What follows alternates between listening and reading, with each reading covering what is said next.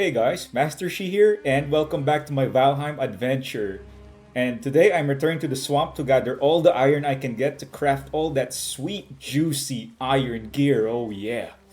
Plain and simple, right? Except it's not. Remember how I died in the last episode and how I ran for my life back to the meadows? Yeah, this video is going to look a bit still like that, but I've had some success along the way. So stick around and watch how I had a hard time but eventually overcame my struggles in the swamp. First and foremost, I decided to build an outpost base on this edge of the Black Forest. Although it's still Black Forest, it is right beside the swamp and we're situated on a hill overlooking the swamp. So why did I build this outpost? One is to have a portal near the swamp. Two, I know this isn't going to make any sense, but it's a moral booster for me. I need a place that I feel is a sanctuary near a biome that's hostile to me, and this is basically that place. I even built terrain walls around it just in case of raids and other threats. But really, this place only needs two things: the portal and chest that will store the iron that I can get from the crypts. After feeling reassured from building my new outpost, I drink a poison resistant mead, then head out to begin finding a crypt to get iron from. So one of the number one aggravating factors in the swamp biome is the presence of water, and water, of course, slows our movement.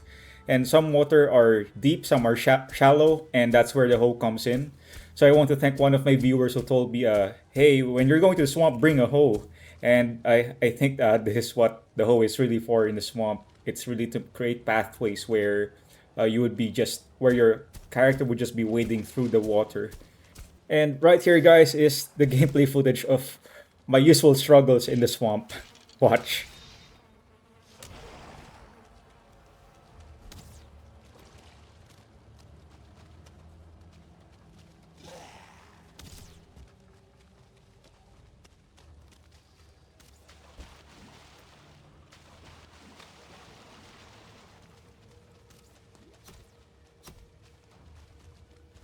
Oh my god. All right, guys. All right. Okay, so let's discuss a bit more about that. And one of the primary threats for me in the swamp are these creature spawners. I think they spawn a lot of creatures, and it's not just one spawner; it's three, usually in clusters of three. And this guy, he just magically pops out of nowhere. I think that's the effect of the spawner. And this is me panicking already. The water's also slowing me down, and this is the usual scenario of how I usually die in the swamp. The archers really do most of the damage in these cases. So the thing about these spawners is that I constantly have to keep an eye out for them, because if I'm unwary of where they are, they'll just keep on spawning Draugr archers against me. And Draugr archers are really one of the biggest threats in this biome because they pack a punch. And the best way to take out these spawners is, well, to be an archer yourself. Use your bow and arrow. Get as many as you can of your best arrows, and be an archer yourself. Be a ranger in this biome. Spot where the threats are and eliminate them from a distance. I'm not saying that melee can't be done in this biome. It's just that there's a lot of risk to clearing these creature spawners when you're using melee. And see, I'm gonna take a few hits here. Um, yeah, it's a lot more.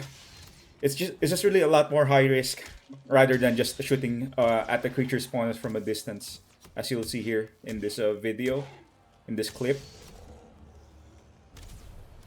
And for some reason, the spawners keep on spawning archers, which are really the more deadly variant of the Draugrs and the skeletons.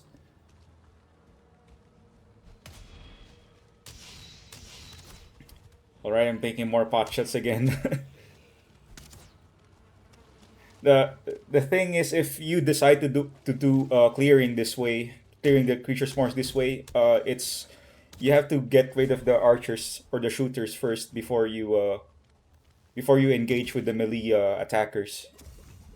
And here this is me almost dying again. So yeah, so that's how much riskier it is to use melee when it comes to clearing these creature spawners. I know that Valheim has a really beautiful and robust melee combat system, but it's quite hard to do. It's quite more challenging to do in the swamps. than it is in the other biomes, I think. And speaking of the biggest threats in the swamp, what is possibly bigger in the swamp than the abomination, of course? And I like to think of the abominations as the black forest. If the black forest has a troll, the swamp has the abomination. So these are really big, hulking wood giants that um, are very have very high damage against structures. And you'll see here that he's gonna do a number on my workbench.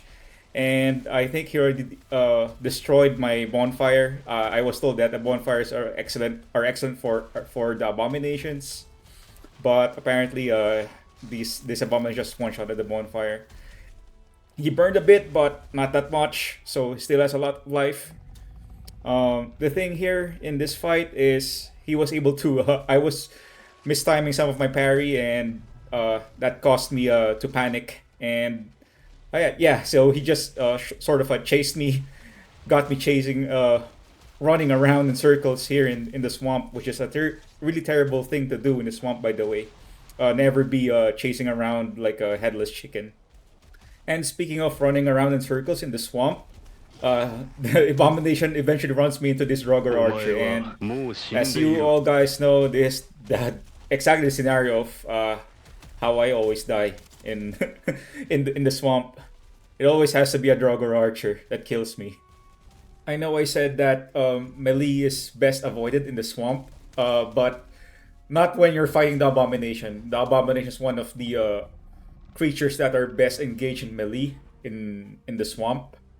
And just don't imitate me using the mace against the Abomination. You're supposed to use your axe. I just don't have the. I just happen not to have the axe on me, so that's why I'm just using the mace. And here I was able to successfully lure him into the Black Forest, and this is one of my first few successful fights against the Abomination. And yeah, I was able to get all those new crafting recipes from him. And yeah, and then this guy all of a sudden just makes a scene also. Never mind this guy. I've also made it a habit in the swamp to always bring the materials for a workbench and a portal. And this is something that I not only do in the swamp, it's something that I do in almost every whenever I go out exploring and when I'm really far from my base. And this is especially true when you're exploring a biome that's really new to you. So whenever you feel like you're getting into deep into a biome that's unfamiliar to you, or you're about to do something dangerous, always plop down that portal. And another small but helpful tip to me in the swamp are looking for these reeds on the water. And whenever you need to cross the water, rather than swimming through them, it's better to just walk through the water. And you can walk through water with these reeds because reeds mean shallow water. It's walkable water.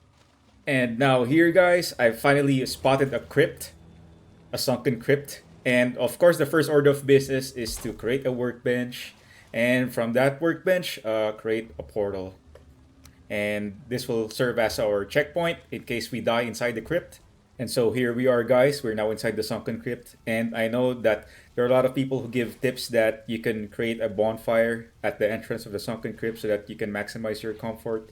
But since we already created a portal on top of the sunken crypt outside, I think the better idea is just to go back to your base and get the maximum comfort that you can get from your base there, and then just portal back to the crypt rather than just plopping down a bonfire at the entrance of the crypt.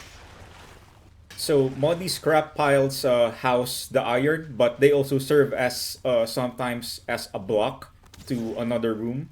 And when you sense that there are enemies in the following room, just adjacent to the muddy scrap pile, it's best to just leave a gap like halfway in the muddy scrap pile so that you have enough space to shoot your arrows through to the next room in case there are threats in the next room. So that's what I did, and it helped me big time in my exploration in the sunken crypts. And another cheesy tactic here in the sunken crypts is to just bring your stag breaker with you. And as if you know if there are enemies in the next room, stand next to the entrance to the next room and just begin banging on the ground with your stag breaker. And the Stag Breaker will take care of it even if the targets are quite far from you, because the Stag Breaker has area of effect damage. So it's kind of a splash damage right there, and you'll see that numbers are floating out of everywhere where there are enemies. Oh, sometimes it's going to be enemies, sometimes it's going to be creature spawners, but sometimes it's also going to be a false alarm like the torches that light the sunken crypts. So we do what we can to survive in the swamp, and even if it's cheesy, we have to do it. And so, after being successful in mining my first crypt, I'm now about to go to my outpost and deposit all the iron scrap that I got from my first crypt into the chest here. And that's yeah, that's all that I have for my first crypt. And it's basically rinse and repeat for the next, I think, 3 or 4 sunken crypts. And before I decide to mine more iron scrap from the other sunken crypts, I paid Haldor a visit, and it's to get this really wonderful Medjing Jord weight belt. Something that I should have done a long ago. And it's gonna make my task of logging all that iron scrap from the crypts into my outpost base much easier. And after raiding 4 sunken crypts, guys, I now have 240 scrap iron. So this is a really proud moment for me. It's a victory for me with all this 240 scrap iron that I'm going to have to use the carve to transport back home, because we're on a separate island. This swamp is on a separate island from my spawn location, island. I believe I'm going to have to park the carve at the Black Forest or Meadows even, because it's pretty unsafe parking your carve at the swamp. So that's what I'm gonna do. And guys, I'm really proud, guys. This is a really breakthrough moment for me in this game. So here we are now, guys. We're hauling our scrap iron from my outpost base to the carve. But be that as it may, we have an intruder. It's a fooling. And remember, guys, I'm still technically in the Bronze Age. So I'm expecting that this guy's gonna hit hard. I can't really teleport because I have the iron scrap with me, and he hits me. He takes a chunk of damage out of my health, and so I pop a potion and yeah, made a quick escape to the teleporter there. And we are back here, guys. The fooling one-shots the skeleton that was trying to meddle in our fight, and I decided to fight the fooling because I think his attack pattern is gonna be quite predictable enough. I think it's going to be similar to the Grey Dwarves or the Skeletons. And true enough, it is predictable, but somehow I mistimed my parry again right there. And good thing I have a potion with me. And yeah, there's too much at stake against this fooling, because I can't really leave this fooling alone.